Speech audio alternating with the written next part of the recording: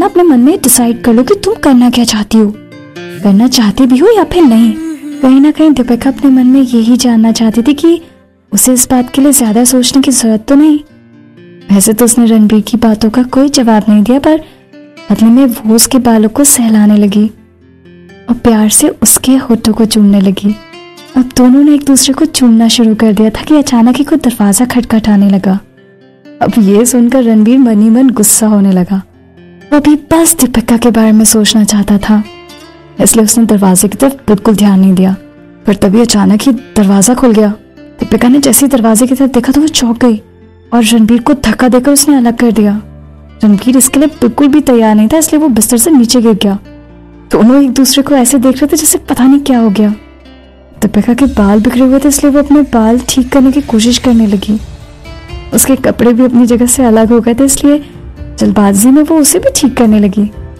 बेचारा रणबीर फर्श पर पड़े पड़े दरवाजे की तरफ देख रहा था, जैसे वहां पर खड़े इंसान को वो कच्चा चबा जाएगा।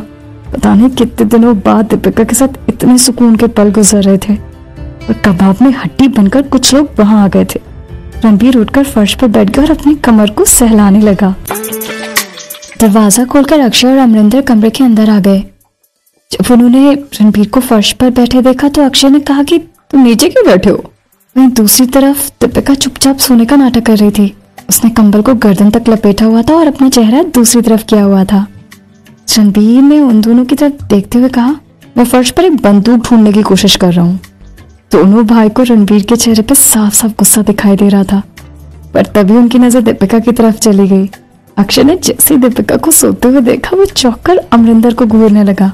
अक्षय ने मन ही मन सोचा, मुझे पूरा भरोसा है कि दीपिका सोने का नाटक कर रही है, कोई इतना सीधा होकर कैसे सो सकता है।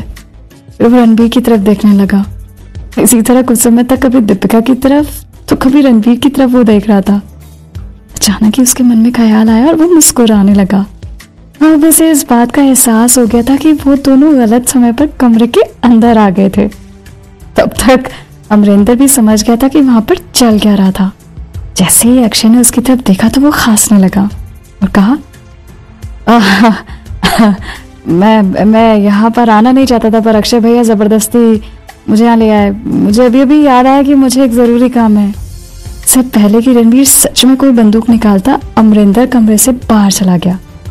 उसे वहां से जाता देख अक्षय की हालत खराब होने लगी। वो मन ही मन सोचने लगा, पता नहीं अब इस शैतान के मन में क्या चल रहा है। थोड़ी देर सोचने के बाद उसने कहा कि अब तुम दोनों ब्रेकफास्ट या लंच के लिए बाहर नहीं आए थे, इसलिए मैं ये देखने आया था कि यहाँ पर सब कुछ ठीक तो है ना। मेरे हिसाब से यहाँ सब कुछ ठीक है। मुझे लगता है कि मैं गलत टाइम पर आ गया। जाते जाते उसने फिर कहा, पर अभी दीपिका के साथ कुछ करने के बारे में सोचना भी मत, क्योंकि उसकी शरीर की हालत ठीक नहीं है। जबरदस्ती करने से घाव के टाके खुल सकते हैं। पहले उसके घाव ठीक होने तो फिर चाहे जो भी कर सकते हो। रणबीर को कोई बंदूक तो नहीं मिली, पर अक्षय की बात सुनते ही उसने अपनी चप्पल उतारी और उसकी तरफ फेंक दी।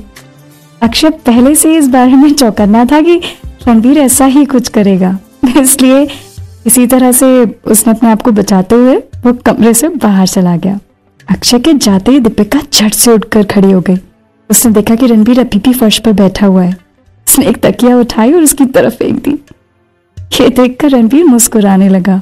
वो उठकर बिस्तर पर आ गया और दीपिका के बगल में बैठते हुए कहा, क्या हुआ मेरी जान, ये तो मेरे भाइयों के लिए मुझे जिम्मेदार तो नहीं ठहरा रही हो ना। वो लोग बिना बताए आ गए तो मैं क्या करूं। इतना कहकर वो दीपिका के गालों को सहलाने लगा। दीपिका ने अपने आप को रणबीर से दूर करते हुए कहा कि मुझे छोड़ने की कोशिश मत करो के। ये सुनकर रणबीर हंसने लगा और कहा, अब इसमें मेरी क्या गलती है, और तुम भी तो मेरे साथ यहाँ पर थी ना, तुमने भी तो देखा कि क्या हो रहा था। दीपिका ने जवाब दिया, आपका कहना सही है मेरे पति देव, मैं मानती हूँ कि इसमें आपकी कोई गलती नहीं कि आपके भाई बिना बताए यहाँ पर आ गए थे, पर इतनी गलती तो है कि आप दरवाजा बंद करना भूल गए थे।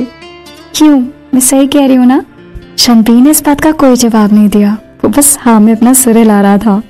दीपिका ने मुस्कुराते हुए कहा, कम से कम तुम्हें इतनी बात तो समझ में आई। अब सजा के लिए तैयार हो जाओ, और खास बात ये कि इस बार सजा तुम्हारे तरीके से मिलने वाली है। ये सुनते ही रणबीर चौंक गया। वो इस बात का मतलब अच्छी तरह से समझता था कि वो क्या कहना चाहती है। इससे पहले कि वो कुछ करता, दीपिका उठकर बैठ गई। और रणबीर को धक्का देकर बिस्तर पर सुला दिया। उसके दोनों हाथों को पकड़ते हुए उसने कहा, अब चुपचाप ऐसे ही पड़े रहो, जब तक मैं कुछ ना कहूँ तब तक तुम्हें कुछ भी कहने या करने की जरूरत नहीं है। अगर तुमने मेरी बात नहीं मानी तो मैं तुम्हें 1 महीने तक अपने आप को छूने भी नहीं दूंगी। रणबीर एक आज्ञाकारी बच्चे की तरह चुपचाप बिस्तर पर लेटा हुआ था। दीपिका बार बार उसके चेहरे को चूमे जा रही थी।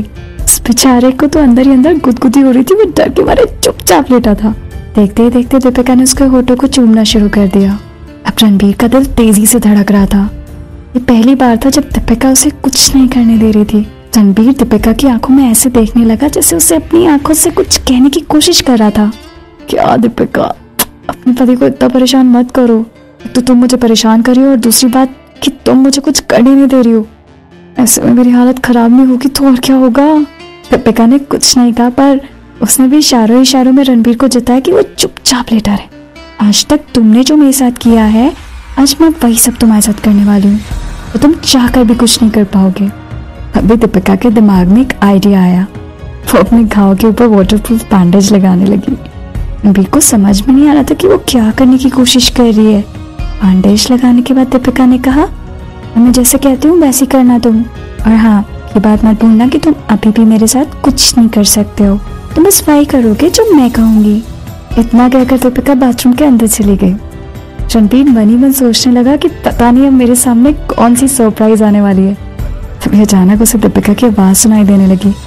जब वो अपने ख्यालों से बाहर आया तो उसने सुना, रणबीर मेरी मदद करो, जल्दी यहाँ पर आओ। ये सुनकर रणबीर डर गया। उसे लगा कि शायद दीपिका फिर से बाथरूम में गिर गई है। वो तुरंत ही उठकर बाथरूम की तरफ चला गया। और जैसे ही वो बाथरूम के अंदर गया तो उसकी आंखें चौंधी आ गईं।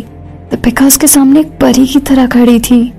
ऐसा लग रहा था जैसे उसके शरीर से बहुत तेज रोशनी आ रही थी। बेचारा रणबीर अभी भी दुविधा में फंसा हुआ था कि उसके साथ हो क्या रहा है। बस वहीं खड़े होकर उसे निहारता रहा। काफी देर तक दोनों एक दूसरे से प्यार करते रहे। फिर दोनों नहा धोकर तैयार हो गए। रणबीर किचन से दीपिका के लिए खाना लेकर गया। वहां उसे अपने हाथों से खाना खिला रहा था। आज काफी दिनों बाद दीपिका बड़े सुकून से खाना खा रही थी। उसे ऐसा लग रहा था जैसे उसकी सारी परेशानियां खत्म हो गई हैं। खाना खाने के बाद दीपिका ने दवाई खा ली और बिस्तर पर आराम करने लगी। पता नहीं क्यों, पर दीपिका को कमरे से बाहर जाने का मन नहीं हो रहा था। बस रणबीर के साथ कमरे में बंद होकर रहना चाहती थी। वो मन ही मन सोचने लगी कि काश हमारी दुनिया बिल्कुल अलग होती, जहाँ ये लड़ाई झगड़े नहीं होते, ये बदले की भावना नहीं होती। बस मैं, रणबीर और मेरे बच्चे, मेरे प्यारे से बच्चे। इधर रणबीर भी इस मौके को गंवाना नहीं चाहता था और ज्यादा से ज्यादा टाइम दीपिका के साथ गुजारना चाहता था।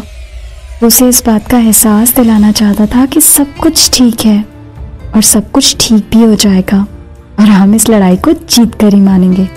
मैं हर कदम पर तुम्हारे साथ रहूंगा और इसलिए तुम्हें डरने की कोई जरूरत नहीं है। वो जानता था कि आने वाला टाइम बहुत टफ है, इसलिए वो दीपिका को उसके लिए तैयार करना चाहता था। उसे प्यार से इतना भर देना चाहता था कि वो आने वाली लड़ाई के लिए तैयार हो जाए। दोनों बिस्तर पर एक दूसरे की बाहों में लेटे हुए तरह तरह की बातें कर रहे थे। इसी तरह बात करते करते पता नहीं कब रात के 12 बज गए और देखते ही देखते दोनों एक दूसरे की बाहों में गहरी नींद में सो गए। तड़पता है क्यों, धड़कता है क्यों, ये जाने न मैं न तू। कैसा ये दिल का कनेक्शन है तुझसे हुआ, ये जानूं